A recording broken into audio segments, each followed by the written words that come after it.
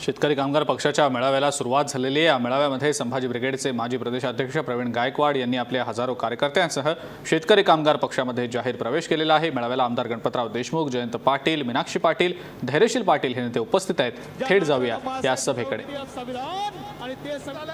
विरोधकांना आता आपण काय बोललो हे आठवत नाही आणि ज्यांच्याकडे सत्ता होती ते कशा पद्धतीने राज्यकारभार करावा हे आता सत्ताधाऱ्यांना सांगत सुटलेत। आणि म्हणून मी मित्रांनो तुम्हा सगळ्या मंडळींना निश्चितपणाने सांगेन की खुर्च्या बदलल्या नाहीत, खुर्च्यांवरची माणसं बदलली आणि माणसं बदलली आणि तीच माणसं त्याच खुर्च्यांची भाषा बोलायला लागली। सत्ताधारी बसला विरोधकांमध्ये आणि तो शिकवायला लागला कशी सत्ता चालवायची आणि विरोधक होते ते झाले सत्ताधारी आणि ते काँग्रेसवाल्यांची आणि राष्ट्रवादीवाल्यांची सत्ताधारी लोकांची भाषा या ठिकाणी बोलायला लागलेत। आणि म्हणून मला असं वाटतं की म्हणून 3 आमदार असणारा शेका पक्ष काय करेल हा प्रश्न काही मंडळींना आता या ठिकाणी विचारला। त्यांना सांगावं लागेल की एक काँग्रेस हाच एक असा पक्ष आहे की या ठिकाणी तो आमच्यापेक्षा जुना आहे। पण काँग्रेस स्थापन कशा करता झाली? काँग्रेस स्थापन झाली होती देशाला स्वातंत्र्य मिळवून देण्याकरता।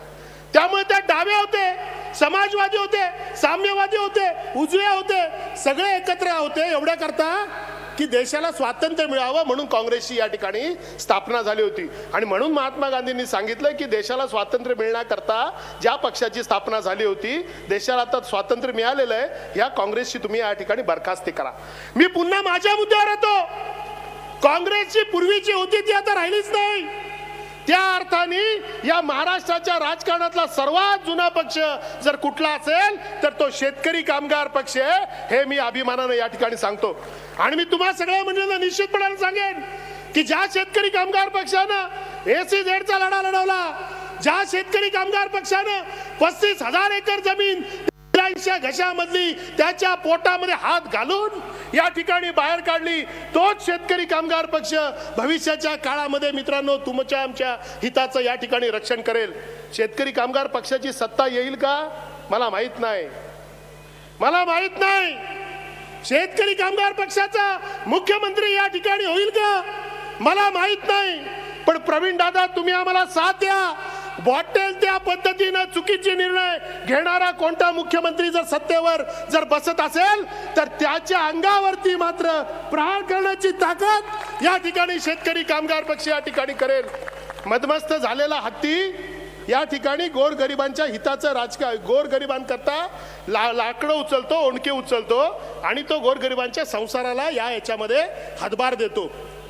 तो हत्ती काम करतो तेव्हा ओरिसामधल्या कष्टकऱ्यांची पोटं या ठिकाणी भरतात, पण त्याच हत्तीच्या डोक्यामध्ये जेव्हा मस्ती जेव्हा घुसते आणि तोच हत्ती जेव्हा सैरावैरा जेव्हा पळायला लागतो त्यावेळीच्या हत्तीच्या गंडस्थळावरती प्रहार करण्याकरता एवढासा लोखंडाचा अंकुश त्या ठिकाणी माहूत त्या ठिकाणी घेऊन बसलेला असतो।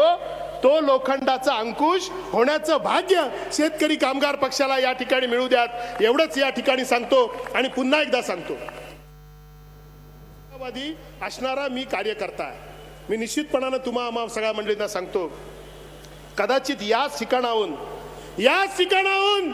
300-400 वर्षापूर्वी होळकरांची फौज निघाली होती, शिंदेची फौज निघाली होती, रघुनाथ पेशव्याने त्याचं पुढारपण केलं होतं आणि ती फौज या ठिकाणी त्या दुराणीचा पाठलाग करत अफगाणिस्तानापर्यंत गेली होती।